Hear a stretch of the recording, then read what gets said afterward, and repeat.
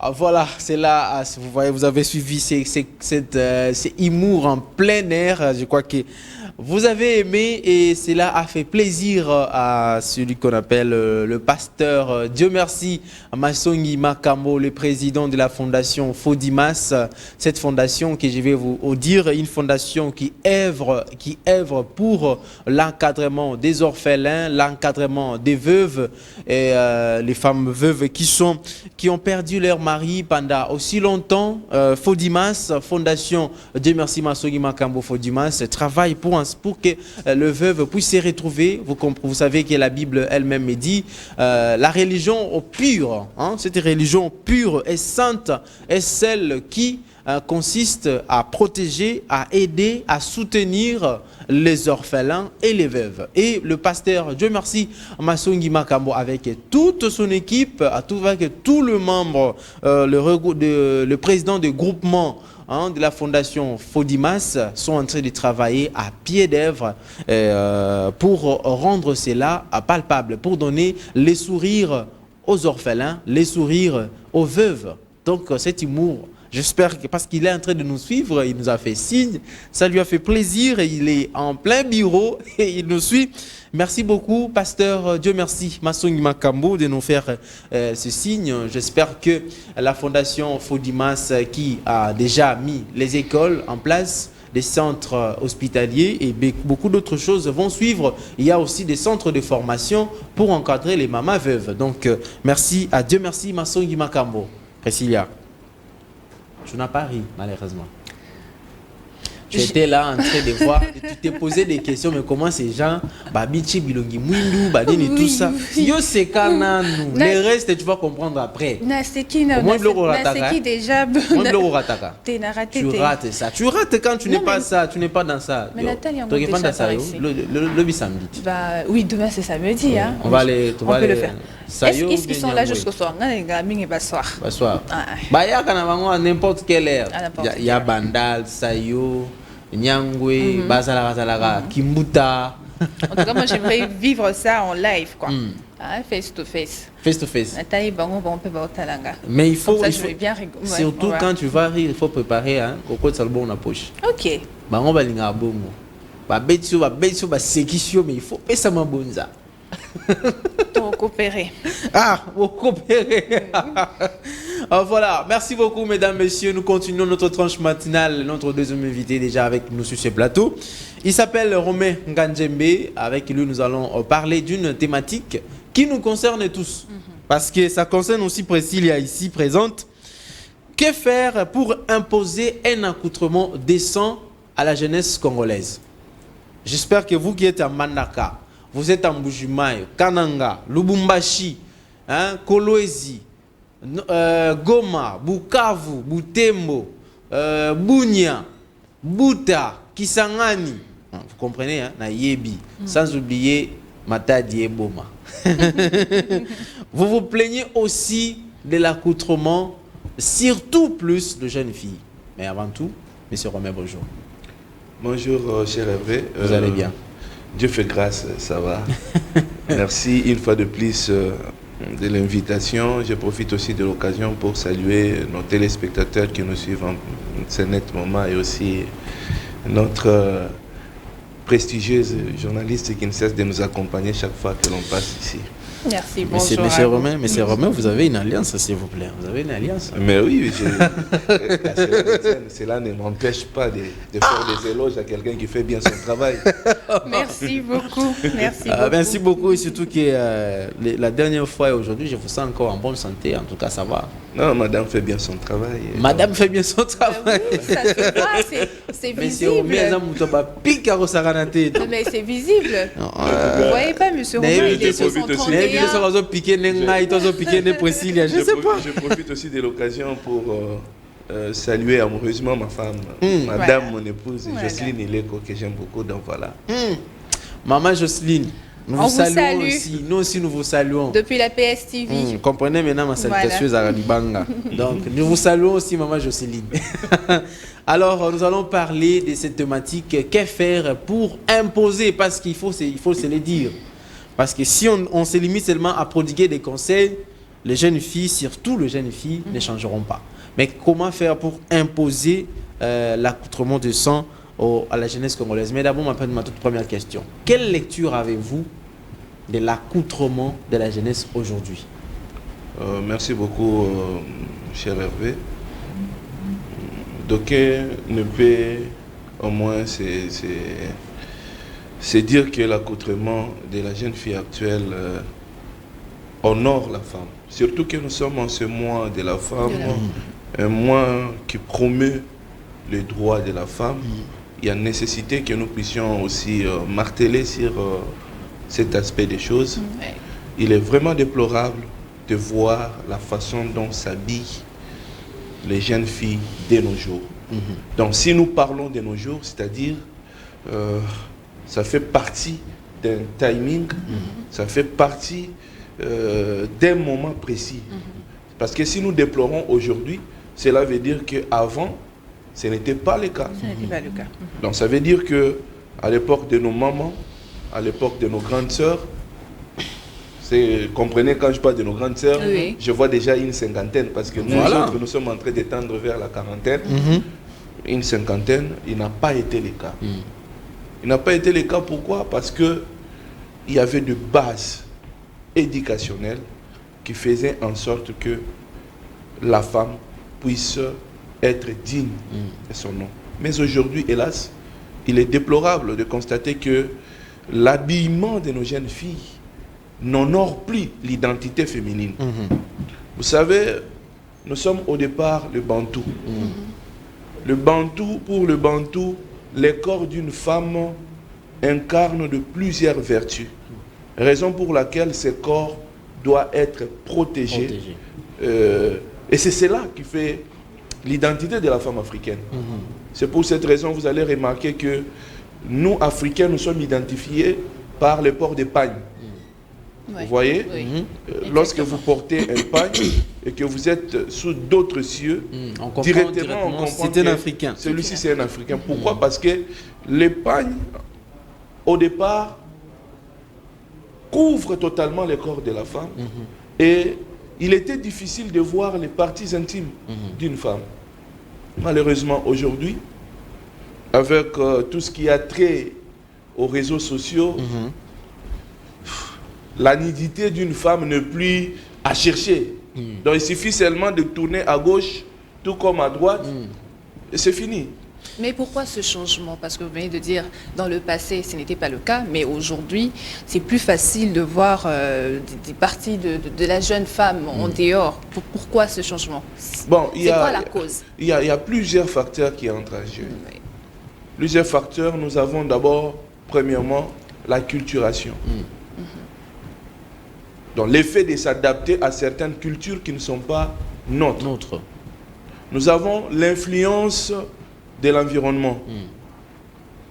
Nous avons le phénomène de copier-coller. Parce que je vis une danseuse d'un musicien X qui s'est habillé de telle façon, je vais aussi m'habiller comme ça. Oublions qu'il y a des tenues de scène. Voilà. Et donc tous ces éléments-là, il y a aussi la volonté délibérée de la personne. Parce que je connais certaines personnes qui voient toutes ces choses, mais qui ne les appliquent pas. Parce que nous devons aussi savoir que, en dépit de tout ce que nous pouvons voir, tout ce que nous pouvons vivre, il relève de la volonté de chaque personne de faire le choix, soit d'aller du côté droit ou du côté gauche. Et donc, c'est devant. Donc, il y a plusieurs éléments qui entrent en jeu et dont la liste que je pourrais étaler ici ne sera pas exhaustive. Donc, il y a plusieurs éléments. Et donc, ce sont ces éléments qui font en sorte qu'aujourd'hui, nous avons nos sœurs qui se promènent à moitié nues, au vu et au su de tous. Et moi, je me pose la question, il fallait que nos papas, parce que moi, j'ai toujours dit que à un certain moment de ma vie, j'ai considéré mon père comme l'homme le plus méchant de la vie. L'homme le plus méchant du monde. Parce qu'il était très rigoureux. Vous me permettrez de lui rendre hommage parce que c'est le 17 mars 2007 qu'il avait rendu l'âme. Et je suis dans ces mois, pendant que les femmes commémorent le mois de la femme, moi je commémore la mort de mon père. Voilà. Et donc c'est fut un monsieur très rigoureux, monsieur Médard Mbono, un monsieur très rigoureux pour ceux qui le connaissent et ceux qui l'ont côtoyé. Et par moments, je me posais la question de savoir est-ce qu'il était mon père ou pas. Mais à la fin, je me suis rendu compte que tout ce qu'il faisait me sert beaucoup aujourd'hui. Je ne dis pas que je suis l'homme parfait du monde. Mais même dans mon imperfection, je sais m'identifier dans la petite éducation que j'ai reçue de mes parents. Au sens que cette rigueur m'a permis à ce que jusqu'au jour d'aujourd'hui, je n'ai jamais fumé. Jusqu'au jour d'aujourd'hui, je n'ai jamais été ivre.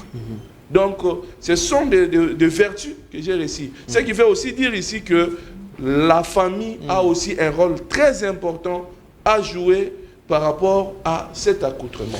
Donc, moi, je me pose parfois la question, je me dis, que font les parents? Que font les parents? Parce que, comment expliquer, les gens vont m'excuser pour les termes que je vais utiliser, une jeune fille qui sort de ce gel, de chez elle à la maison, sans soutien-gorge. Elle porte, je crois, un petit cinglé et qui montre même tous ses seins et tous ses tétons, tout ça dehors. Qu'est-ce qu'ils font? On doit dire quoi? Est-ce que les parents sont en train de tolérer tout simplement?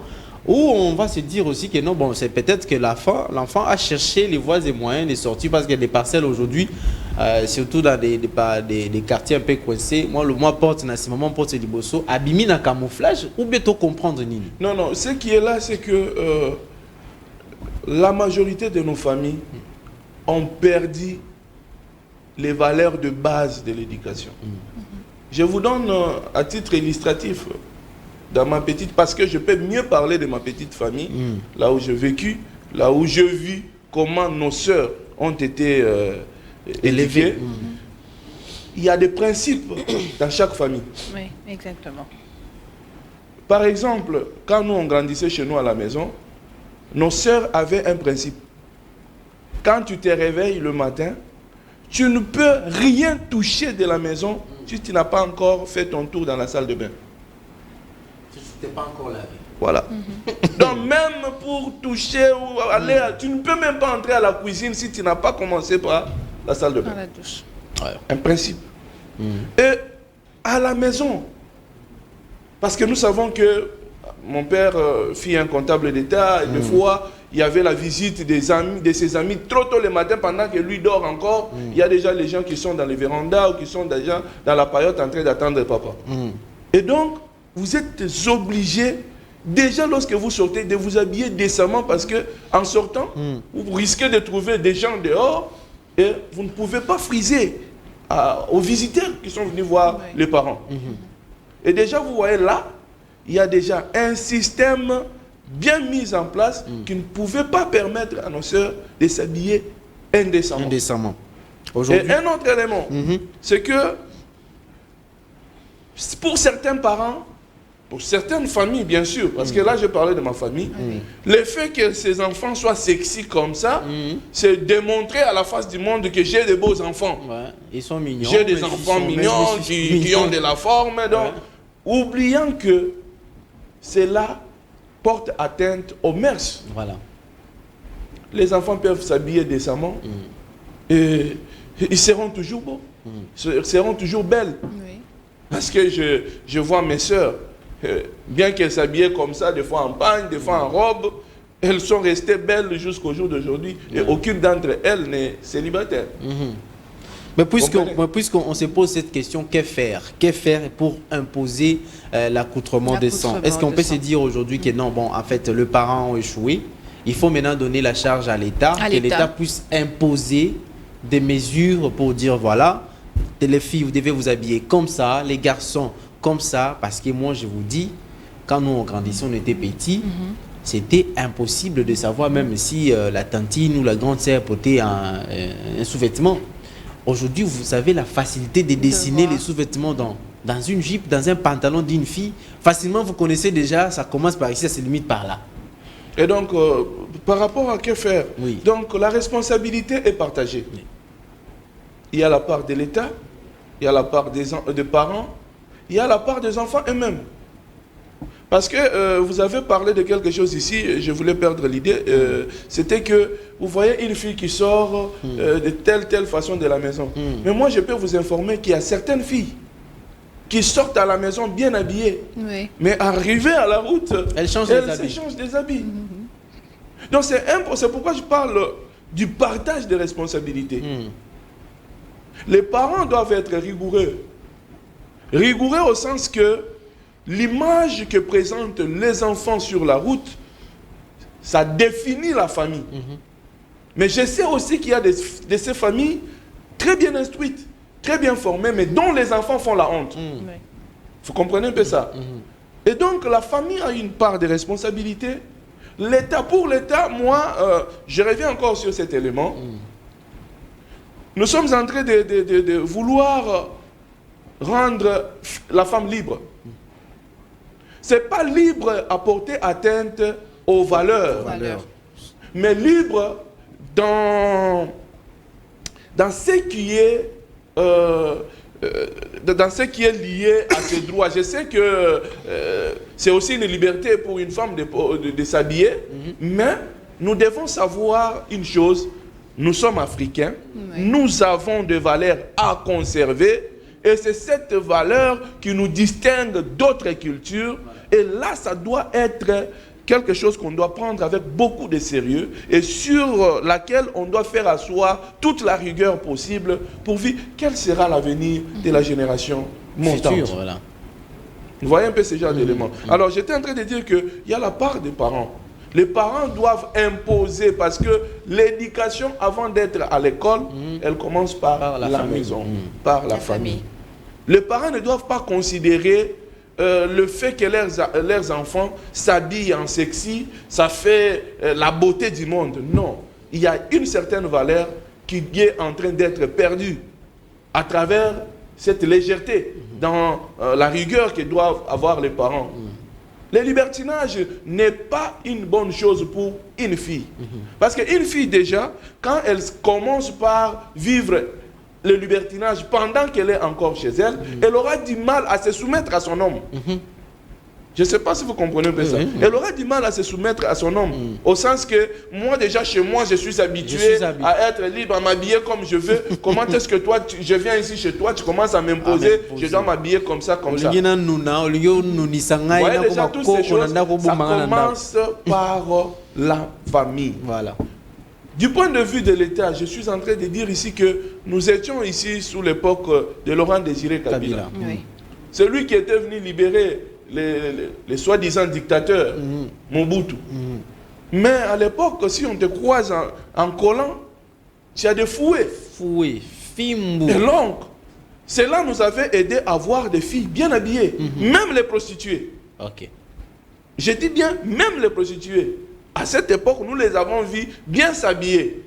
Et donc, au jour d'aujourd'hui, je pense que le niveau qu'a atteint la dépravation de mœurs, il y a nécessité, comme on a fait recours à la levée du moratoire sur la peine de mort, vraiment qu'on puisse vraiment faire rentrer les fouets. Non, ça c'est mon avis. J'ai cru que vous allez dire la peine de mort. Non, s'habiller. Je suis tenté de proposer que les fouets reviennent. Pourquoi? Parce que dans tout le pays du monde, il y a ce qu'on appelle la conservation de la culture, la conservation des valeurs. Aujourd'hui, vous ne pouvez pas aller dans les pays musulmans et trouver les femmes s'habiller comme on s'habille ici chez nous. Où on ne sait plus identifier il y a même dans certains pays arabes où vous ne pouvez même pas voir le visage d'une femme. Et celui qui est permis de voir son visage, c'est son mari. Mais ça, c'est exagéré aussi. Non, mais je suis en train de parler. On doit quand même admirer la beauté. Non, je suis en train... précis là, s'il te plaît.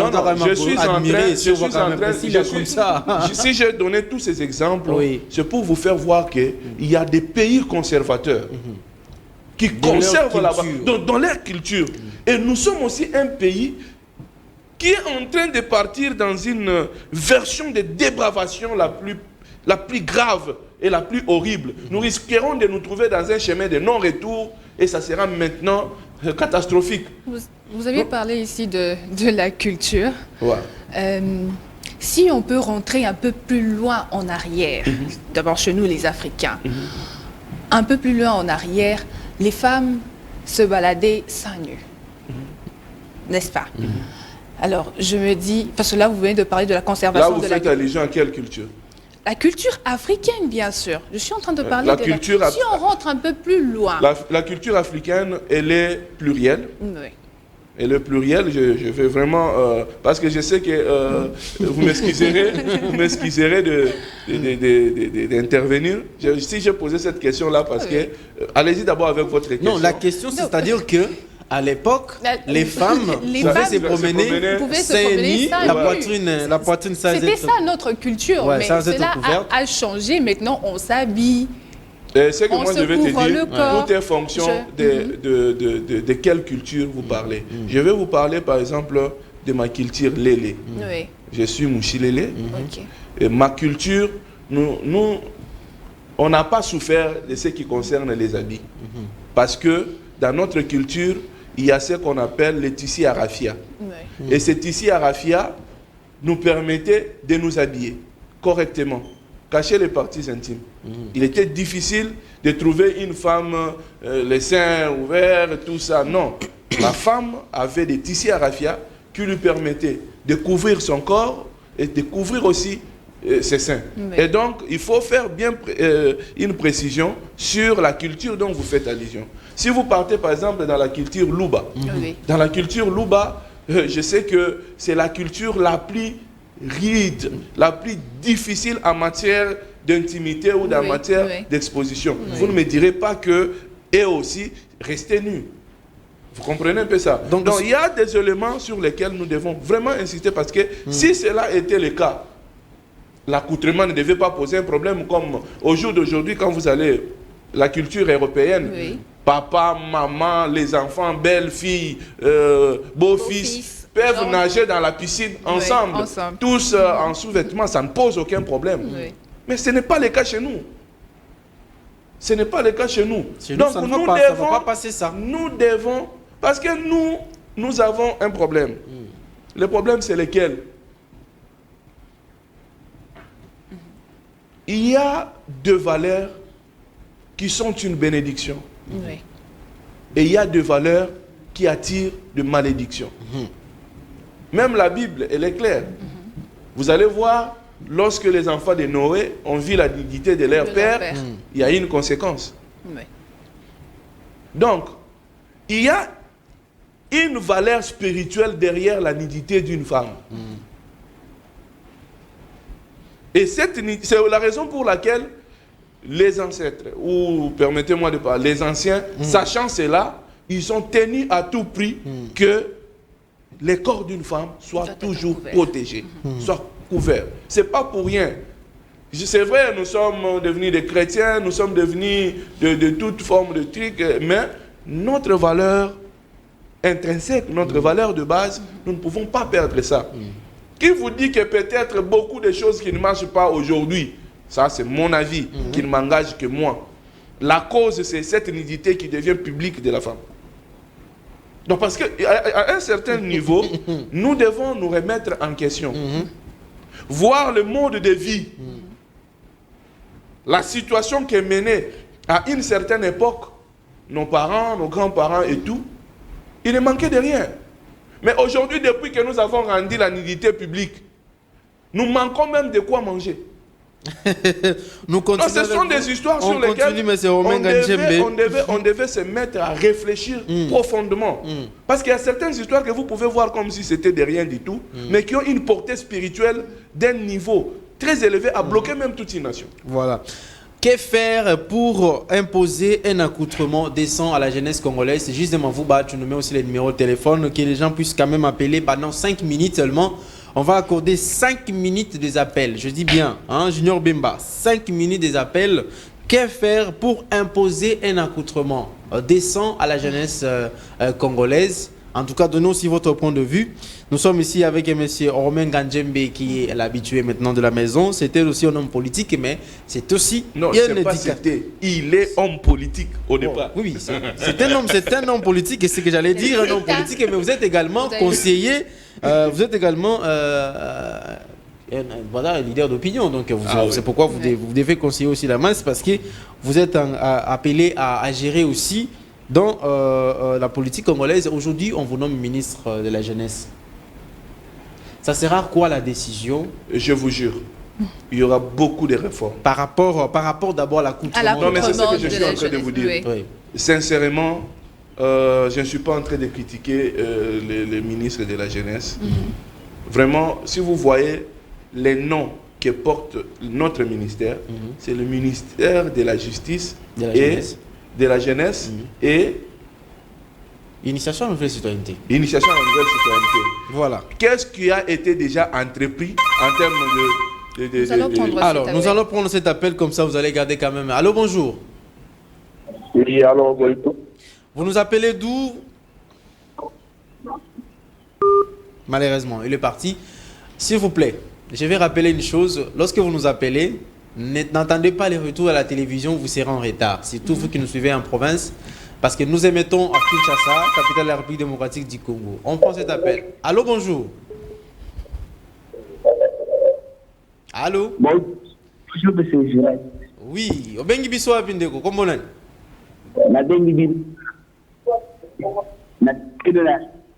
Commune alimentée. Oui, la commune alimentée. Point de vue par rapport, il y a qu'à faire pour nous imposer accoutrement de sang dans la jeunesse congolaise. À ma point de vue, je vais aller au moins, il y a des choses pour le politique, pour le société. Si ma femme est politique, je pour ma fille. Pour vraiment que maman au Kaka. On a des modèles pour lui il est vraiment entrecoupé, Junior. Il sort entrecoupé. Si il peut avoir encore l'occasion de rappeler, ça sera bien. S'il vous plaît, monsieur, vous êtes alimité. Aux autres moments entrecoupé, essayez un peu de vous déplacer et puis à rappeler. Même si vous êtes dehors, on te solo non un téléphone et puis on continue à regarder la télévision. Ce n'est pas un problème. Ne nous suivez pas, n'attendez pas les retours de la télévision. Vous allez nous capter un petit peu en retard. Et donc, monsieur Romain, on ne critique pas les ministres. C'est ce que vous étiez en train de dire. Non, j'étais en train de dire qu'il y a nécessité de faire un bilan. J'ai été ministre de la Jeunesse. Qu'est-ce que je fais? Qu'est-ce que je fais par rapport à la citoyenneté? L'initiation à la nouvelle citoyenneté. Aucun projet de sensibilisation, aucune initiative. Allô, bonjour. Allô, bonjour. Oui, Obengi Biswa Pikombonani. D'accord, maman Nathalie. Point de vue par rapport à la thématique ni tout ça pour nous imposer accoutrement décent dans la jeunesse congolaise. Robitan Kabila, le père à Kotaki, Bazaki Koubé, Fimbo Nalibumo. Ceux qui m'ont fait à la Tikolan, à la Tijipa Moukoussé, Bazaki Koubé, vraiment, et là, tu lui as bâti, nous échangeons avec ma case. Aujourd'hui, on a un moment où, Tina ba maman me bimba. Maman penso mona za penza maman longi déjà c'est colis. Mais à la ti Poland, à la fina cinglé. Pe azo bima na ngazo ke na ti ville. Azu pe transport, azu pe moto. Donc ezo ça vraiment passe. Ota bana na biso de bazolata. Au mona mona la ti donc et lamba là déjà bazote kango ça déjà mokusi. Donc libumuna e ko za la toujours kalibanda. Bazo e basi ke ba mabumana bazo tika mutolo ezalaka na loko moko boye. Moi na soza na kata libumu alia kande na place wana. Mais au mona ke moi si azo préféra tika mutolo na libanda. Moi si aza na zemi a kangi photo libumuna e atia ngo na réseaux sociaux. Libumuna e ya zemi. Atia yango donc au mona ke des ordres de moko za na mboko okozwa ideti. Donc, base de décision, kaka. Ngai po nanga. Filmu kaka. Filmu ezonga. Dans la ville, on a bakute no ba beti o ko vandi pe no kota ta makala ta moi 3 mois ya pamba ba tebele ba changer.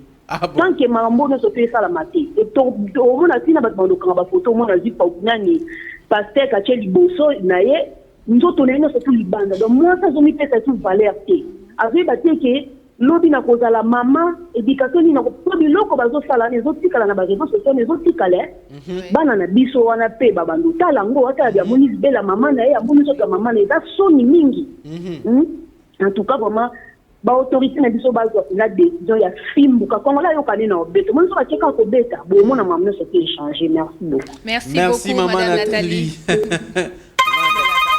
Allô, on prend cet appel, c'est le dernier. Allô, bonjour. On prend. Allô, bonjour. Bonjour, papa. Oui, on bengi biswapi. Kombonan. La bengi bino na Pétro Congo. Comme n'angani le CPRC. Voilà. Et point de vue na yozani. Contribution à Nizaboué.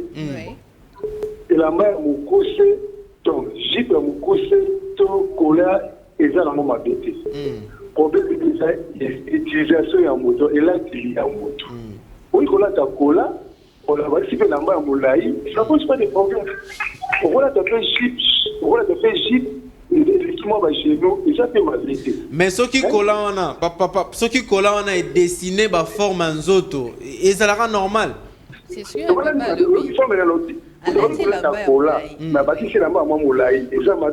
ah, au bon bien, on a quatre. Oui, au bon bien, quatre, on a fait chips, on a poussé, dans mon malam. Mais il faut le bagon, il va attends, soit tu m'as fait, soit tu m'as quoi, il va dire que les malam, jalousie, et moi, le monde évolue, papa. Attends, le président, il va payer, monsieur Afrique. Dans ce moment, on est allé, on se retient l'Europe, c'est l'Europe à vivre. C'est pas ça, on est tellement film, mais Cassito, monde des yeux évolués, bien sûr, mais tous les pères de culture n'a bisoté. Comment? Tous les autres pères de culture n'a bisoté. C'est vrai que le monde des yeux évolués. Culture, les hommes embêtés. Culture, les alliés bien. Mais puis, si on se dépend, on a un occidentaux. Culture, il évolue. Ce qui est, c'est que on a ma casa. C'est ça, c'est pas ça, papa. Le monde évolue, Moutala, t'as une conscience avec une là, il faut nous battre tout. Non, le monde aussi est là préparé. Merci beaucoup. Merci beaucoup, papa. Merci beaucoup, Junior Mbemba. C'est bon, on arrête là. Mais je voudrais un peu recadrer carrément. Oui, justement, il faut enlever les numéros, c'est bon. Oui, les derniers intervenants, nous devons comprendre la raison pour laquelle nous sommes ici là. C'est pour faire comprendre à la face du monde qu'il y a le MERS, il y a deux valeurs à protéger. Ce qui papa lobby que non, ils ont jalousie à bateau, bazana makolomabé, bazo. Comment imaginer ça? Je pense que papa a une très jolie femme qui a de très belles jambes. Oui. Mais je pense qu'il peut se servir de ses jambes dans sa maison, dans sa chambre, sa chambre aussi et tout, mais pas à la place publique parce que il y a des enfants que nous devons protéger. Il y a des enfants qui n'ont pas intérêt à déjà au bas âge avoir déjà les contacts avec ces genres d'images. Donc, ceux qui te comparent à propos de maman Nathalie, ou le que nous même maman Mikolo, indécemment. Le problème c'est quoi? C'est maman ne veulent pas grandir. Quelqu'un qui a 55 ans, quand vous l'appelez maman Asiliki, tu vois, Asiliki habite Nabotayo. Vous voyez même ce genre de choses. Ce sont des choses à décourager. Ce sont des choses à décourager si nous voulons vraiment que notre culture puisse tenir. Le dernier intervenant qui a suscité encore mon intérêt, c'est qu'il dit le monde évolue. Le monde évolue. Est-ce qu'il peut aller en Arabie Saoudite et dire aux Arabes, non, voilà, le monde a évolué, il ne faut pas faire porter des voiles à vos femmes? Ah, mais quand même, la compréhension est comme sinon le football est entré là-bas, qui n'existait pas avant. Nous voulons dire ici que le monde peut évoluer, mais nous ne pouvons pas faire évoluer notre culture. Notre culture, c'est la base de notre existence. Parce qu'on dit, un peuple sans culture, c'est un peuple qui n'a jamais existé. Voilà. Merci beaucoup, M. Romain Ganjembe. Je crois que cette phrase-là, un peuple sans culture, c'est un peuple qui n'a jamais existé. On considère ça comme votre dernier mot. Comme volontiers. Aujourd'hui, j'ai la balle. Je prends les choix. Non, on a consommé quand même. Aujourd'hui, on a quand même parlé. Merci à toi, à Priscilla. Merci à toi aussi. Bon début de week-end déjà. Bien sûr. Et à qui d'autre? N'oublie pas ta promesse. Hein. Tu lui as promis de faire un tour avec lui pour voir les Ah oui, humoristes. merci. Merci rappelle, beaucoup. moi, Merci beaucoup de rappeler Bon, cela. surtout que Romain Ngandjembe est là, il va sponsoriser, donc il n'y a pas de souci. Voilà, merci à tous ceux-là qui nous ont suivis aujourd'hui. Merci à vous, à Limité, Lemba, à Petro Congo, oui. même en province, je crois qu'au Congo central, Matadi Boma. J'espère que non, na Katibino souffle parce que beaucoup n'a pas ça beaucoup tabobenga. Mais on court derrière l'heure. Oui. Ça, les buissons des fois, on n'a pas le choix. La télévision, c'est les temps. Comme on dit, temps, c'est de l'argent. Merci à JC Mavouba, merci à Junior Bemba qui ont assuré l'équipe technique aujourd'hui. Merci au coordonnateur de la tranche matinale, mais c'est Patrick Ngandouchi Yoyo, le patron de la PES TV, et son assistant Charles Mouzadi. Merci également au directeur technique Christian Kanina et les directeurs des programmes Tristan Énergie Lilo. Et merci à vous tous qui aimez cette tranche matinale. Vous faites bien de l'aimer parce que c'est ici on se retrouve. Comme je l'ai toujours dit, une journée sans rire, c'est une journée perdue. Alors c'est pourquoi dans cette tranche matinale Namasté, nous rions, nous rigolons, mais nous discutons aussi, nous apprenons également. Et c'est comme ça. Riez quand même aujourd'hui, même si Bilo Kotolobi peut-être gros choqué, gros touché, mais il faut que c'est Kaka pour un sana. Merci à toi Priscilla. Nous allons commencer la semaine prochaine déjà. C'est déjà lundi de nouveaux rendez-vous de 8h40 à 10h40. Donc de lundi à vendredi. Merci et à la prochaine.